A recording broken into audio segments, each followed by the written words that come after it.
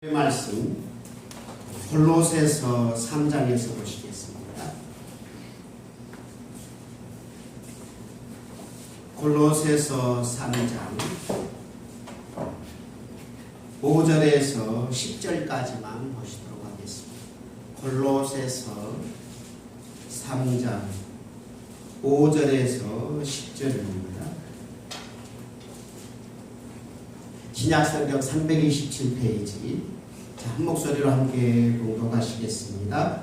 그러므로 땅에 있는 지체를 죽이라. 곧 음란과 부정과 사욕과 악한 정욕과 탐심이니 탐심은 우상 숭배니라. 이것들로 말미암아 하나님의 진노가 임하느니라. 너희도 전에 그 가운데 살 때에는 그 가운데서 행하였으나 이제는 너희가 이 모든 것을 벗어버리라. 곧 분함과 노여움과 악의와 비방과 너희 입에 부끄러운 말이라.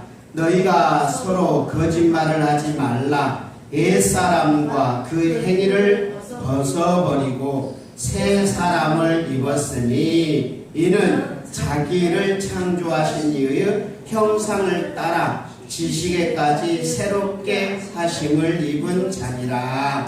아멘. 우리는 내가 누구인지를 아는 것이 얼마나 중요한지 모릅니다. 내가 누군지를 모르면 내가 어떻게 살아야 할지를 알지 못하거든요. 여러분에게 한번 질문을 던져보겠습니다. 여러분은 누구입니까? 여러분들을 왜 태어났습니까? 왜 만들었을까요?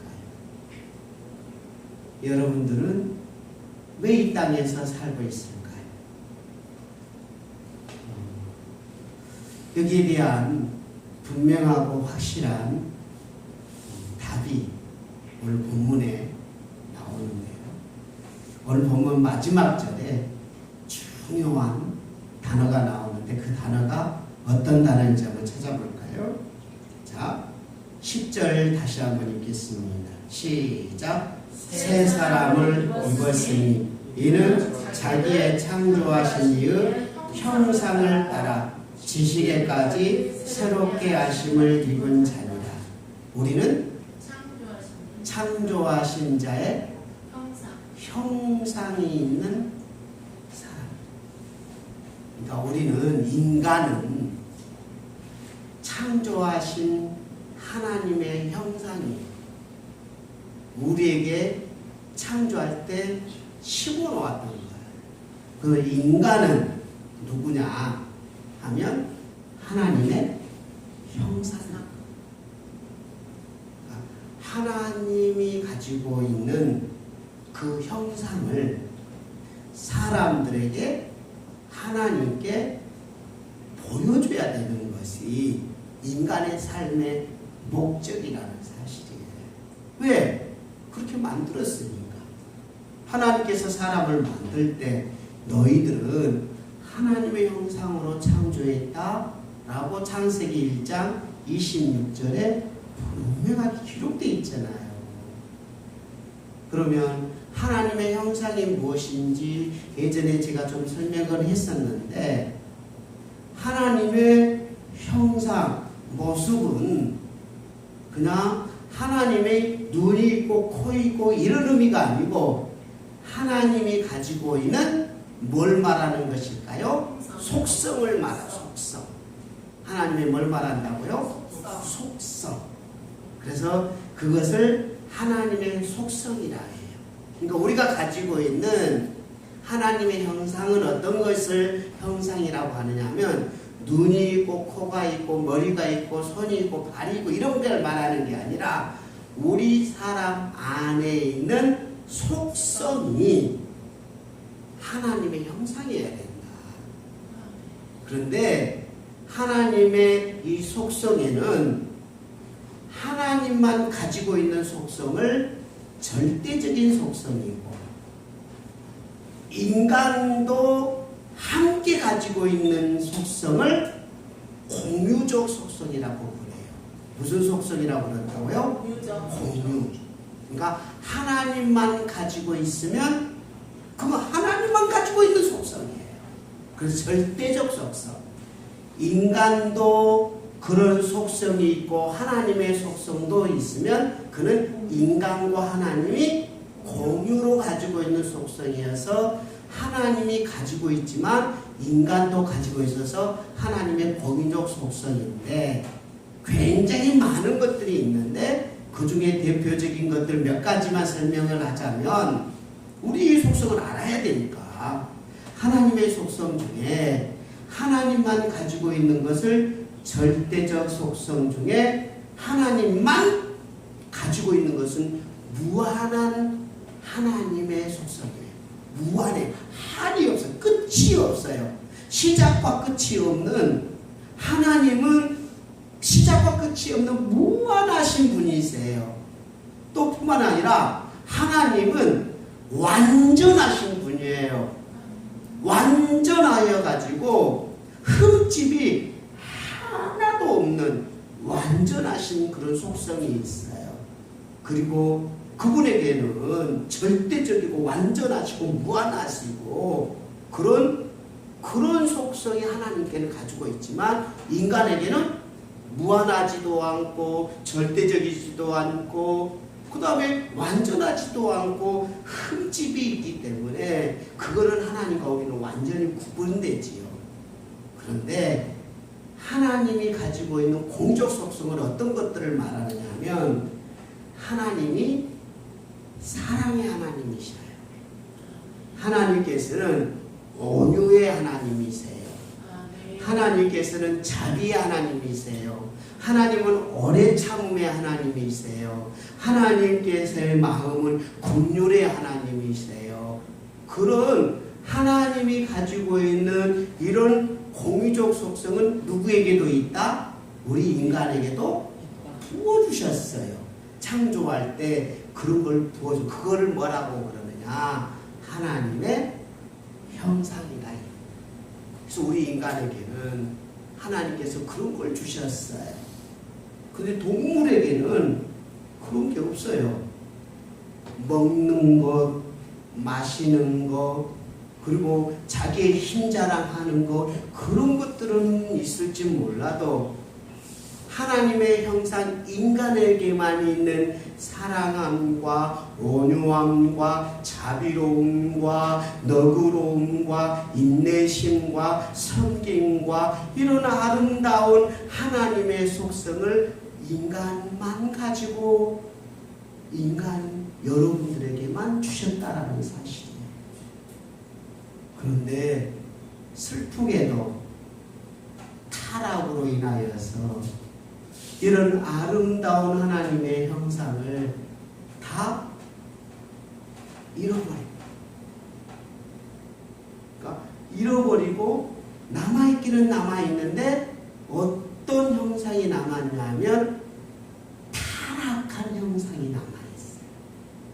그래서 그런 좋은 하나님의 형상을 어떻게 활용하냐 하면 타락하게 행동으로 활용을 해요. 그래서 오늘 본문에서 타락한 인간들이 사는 형상들을 몇 가지 지적하고 있어요. 한번 5절을 한번 같이 보겠습니다. 자, 5절 시작. 그러므로 땅에 있는 지체를 죽이라. 곧 음란과 부정과 사욕과 악한 정욕과 탐심이니 탐심은 우상 숭배니라. 이런 것들로 말미암아 하나님의 진노가 임하느니라. 이게 바로 인간이 가지고 있는 하나님의 아름다운 속성을 음란한 것으로 주고 부정한 것으로 쓰고 내 욕심을 채우는 사사로운 욕심으로 채우는 사욕으로 그리고 그걸 악하게 활용하는 악한 정욕으로 그것을 쓰고 거기에 탐심으로 가득 차서 사랑과 희생과 섬김과 온유와 긍휼과 자비라는 이 아름다운 형성이 타락함으로 인하여서 인간의 죄악된 것들을 행하는 사람의 모습으로 나타나면서부터 인간 안에는 하나님의 진노가 임하여서 그곳에서 죄와 악과 고통이 난무하는 인간의 처참한 죄악의 삶이 드러나게 되어 있어요. 사랑한다 하는데도 사욕이 넘치는 사랑을 하게 되고, 온유한다 하여도 그 속에 탐심이 가득 차 있고, 희생한다 하는데도 그쪽에 사욕이 넘치는 삶으로, 그리고 그런 것을 이용해서 음란적으로 쓰고 그걸 이용해서 부정한 것으로 활용하는 인간의 처참한 죄악의 성품들로 만들어졌을 뿐만 아니라 공유할 뿐만 아니라 자녀들에게 가르치고 가르쳐진 것뿐만 아니라 그것이 습성이 되고 삶의 모형으로 되고, 배우든 배우지 않든 인간은 그런 하나님의 형상이 아닌 타락한 형상으로 살 수밖에 없는, 타락 이후에 모든 인간들이 머리에서 발끝까지 죄만 지어서 성경에서는 모든 사람이 죄를 범하였음에 하나님의 영광에 이르지 못하더니 라고 기록하는 말씀처럼 온전히 타락해져 있는 모습이야. 예수님께서 이 땅에 오신 목적이 무엇일까요? 그것은 이 타락한 인간들을 그곳에서 꺼내서 하나님의 형상으로 회복하고 싶으셔서 오셨어요. 그리고 이 죄값을 대신 지불하시고, 창조 때 하나님의 형상이 잃어버렸던 사람들, 죄와 악과 사욕과 탐심으로 가득 찬 인간들에게 이제 하나님의 순수한 사랑과 하나님의 순수한 온유와 하나님의 순수한 섬김으로 그들을 구원시키셔서 오셔서 우리 죄값을 지불하시고, 인간의 능력과 인간의 힘으로 진정한 사랑을 할 수 없기에 우리 안에 성령님을 주셔서, 성령님이 우리 안에 오려면 죄를 씻어야 되니까 예수님이 십자가에 죽으시고 우리 죄값을 지불하시고 예수님의 은혜로 우리의 죄를 씻는 사람에게 어쩌면 성령님이 오셔서 우리의 죄를 씻어주시고 그분이 우리 안에 내주하시면서 우리에게 부어주시는 그 사랑이 하나님 예수님의 사랑이고 예수님의 온유함이고 예수님의 섬김입니다. 내 안에 성령님이 주시는 사랑, 내 안에 성령님이 주시는 온유, 내 안에 성령님이 주시는 겸손함, 그걸 가지고 새 사람으로 사는 창조의 형상을 이루시고자 예수님이 오셨거든. 그리고 그분이 우리를 데리고 그 일을 하고 싶으셔서 제자들을 모아놓고, 야야 제자들아, 너희들은 세상 사람들과 다르잖아. 그러므로 주의 제자들은 천국 백성처럼 살아라라고 산상수훈을 상산설교를 해주고, 제자들아, 세상의 통치자들은 세상의 방법대로 살지 않냐.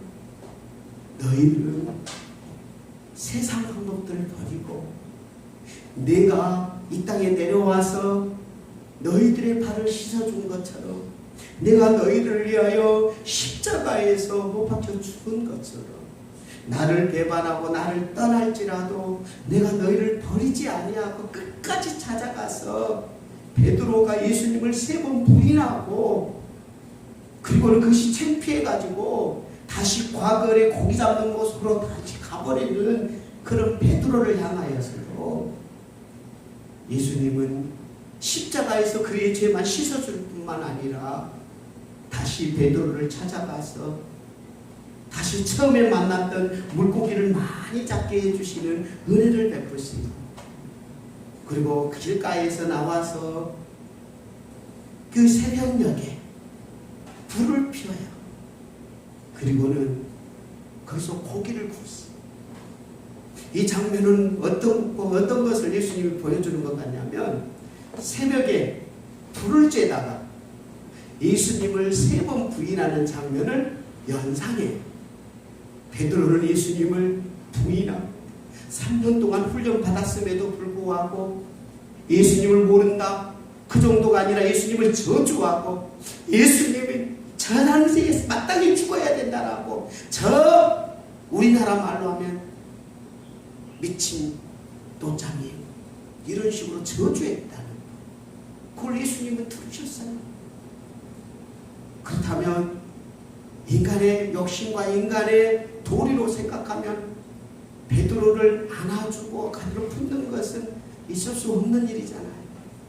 근데 예수님은 그 베드로를 아끼고 사랑하고 3년 동안 길렀던 그 베드로의 배신에도 불구하고 여전히 십자가에 그를 위해서 죽어주시고 다시 그를 찾아가서, 그래 너는 나를 부인했지만 나는 너를 사랑해 하고 새벽에 고기를 구워서 베드로에게 고기를 주는 이 장면을 성경이 기록하게 하시고, 예수님은 사랑은 그런 사랑, 하나님의 사랑은 그런 사랑.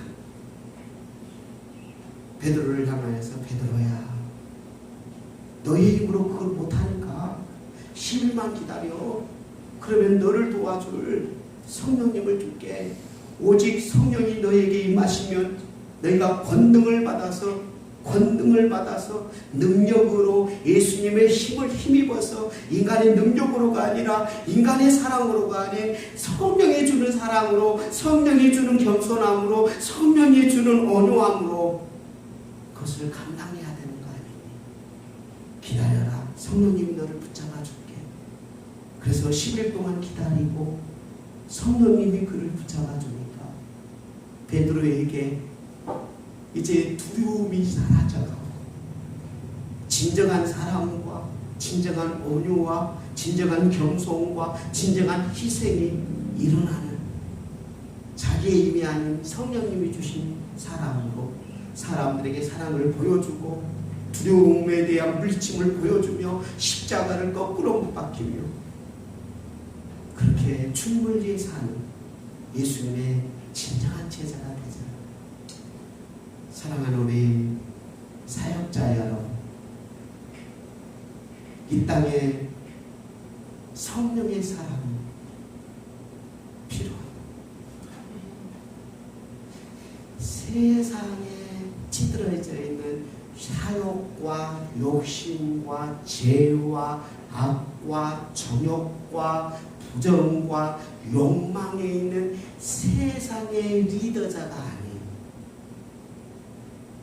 진정한 하나님의 형상으로 새 사람이 입은 하나님의 사람, 그런 사람을 하나님은 찾고 있어요. 많은 사람이 아니잖아요. 예수님 주위에는 5,000명이라는 많은 사람들이 따라다녔고, 또 어떤 때는 4,000명, 수없이 많은 사람들이 따라다녔지만 결국 성령님의 능력과 성령님의 힘으로 예수님의 모습을 드러내는 사람은 그렇게 많지는 않았잖아요. 여러분은 무엇 위해 이 땅에 태어났어? 왜 살고 있어? 여러분의 비전은 무엇이? 여러분의 갈 길은 무엇이? 뭘 위해 가고 싶으세요? 인간이 안 되면 사역자는 안 되는 거예요. 그래서 인간이 먼저 돼야 되죠. 상관이 뭐예요? 하나님의 형상입니다. 이걸 하나를 정리 못하고 사역은 했는데 인간은 아닌 거예요. 동물적인 사람만, 어쩌면 짐승과 똑같은 삶을 살면서 하나님의 일을 했다 이렇게 말하면 안 되는 거잖아요. 우리가 사역자가 되기 전에 가장 먼저 하나님의 형상 회복에 집중하시고 하나님의 사랑, 하나님의 원망, 하나님의 겸손, 하나님의 오래 참, 그것이 내 안에서 네가 아닌 성령님이 나를 만지고 회복하고 치유하고 죄의 성품들을 성령님이 지적해 주면서, 그거는 세속적인 관점이야.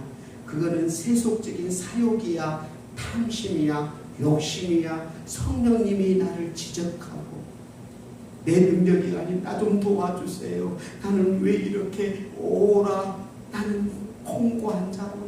내가 왜 이렇게 세속적인 것이 남아있는지 성령님, 내가 회개합니다. 나를 만져주세요. 치유해 주세요. 하나님 앞에 무릎 꿇고 나의 죄성을 또 보고 또 보고 또 보고 엎드리고 또 보고, 왜 내가 지난 날들 앞에 내가 만들어지는 나의 모습은 죄악된 모습이고 악의 모습이고 세속적인 것으로 부모님한테 교육받고 내가 그를 향하여서 부지런히 달려왔기 때문에 내가 하는 모든 것은 죄악뿐이라는 것을 인식하고 십자가의 보혈로 씻고 또 씻고 또 씻고 또 나를 바라보고 울고 또 웃는 이런 수없이 많은 자신을 바라보는 성찰이 없이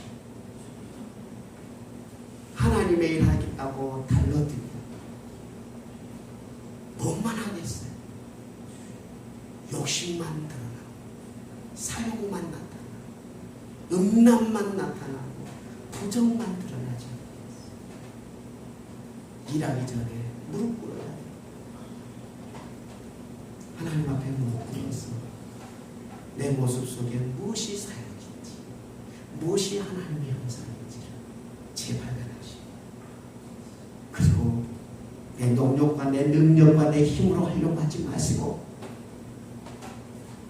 성령님이 내게 주시는 은혜, 사랑, 평강, 그분이 주시는 은총을 충만히 받으시고 내 안에서 나도 모르게 그런 하나님의 사랑이 흘러나오게 될 줄 믿습니다. 이 시간 우리 함께 기도하겠습니다. 우리는 예수 그리스도의 이름으로 옛사람을 버리고 새 사람을 입었으니 자기를 창조하시는 형상에 따라 지지게까지 새롭게 하심을 믿습니다. 우리 함께 하나님의 걸로 하나님은 우리의 피난처 되시고, 저는 뮤트 불어줘. 꺼주세요.